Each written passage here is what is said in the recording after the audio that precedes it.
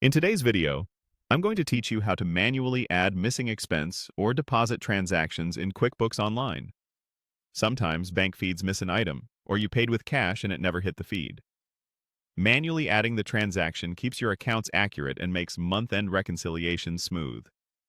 We'll start by opening the correct form. Go to Plus New, then choose Expense to add a missing expense, or go to Plus New and select Bank Deposit to add a missing deposit. Picking the right form is important. An expense records money going out, while a bank deposit records money coming into a specific bank account. Let's enter an expense first. On the expense form, select the payee. This is the vendor or person you paid. If the payee isn't in your list, you can add them on the spot, so your vendor records stay consistent. Next, choose the payment account, either your bank account or the credit card you used. This tells QuickBooks where the money came from. Enter the payment date and payment method. Match the date and method to your bank statement whenever possible to avoid reconciliation issues later. Now select the category and enter the amount. Choose the expense category that best fits what you bought, such as office supplies or utilities.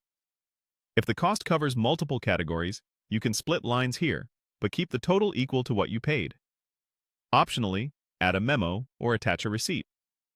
Attachments are great for audit trails and for future reference. When you're satisfied, click Save and Close. Now let's add a deposit. On the bank deposit form, select the bank account where the money was deposited. This is the account that should increase. Choose the received from, which might be a customer, a funding source, or another contact. Enter the payment method, the deposit. To field if shown, and the amount. Make sure the amount matches the bank statement and that you only record a deposit once to avoid duplicates. Optionally, add a memo or attach a receipt or remittance advice. Then click Save and Close. After saving, verify the transaction appears in your banking area. Go to Banking, then Bank Transactions, and confirm you can see what you just entered. If your bank feed brings in a matching transaction later, QuickBooks will let you match it rather than creating a duplicate.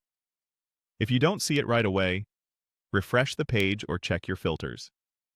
If this video helped, please like, subscribe, and share. Thanks for watching.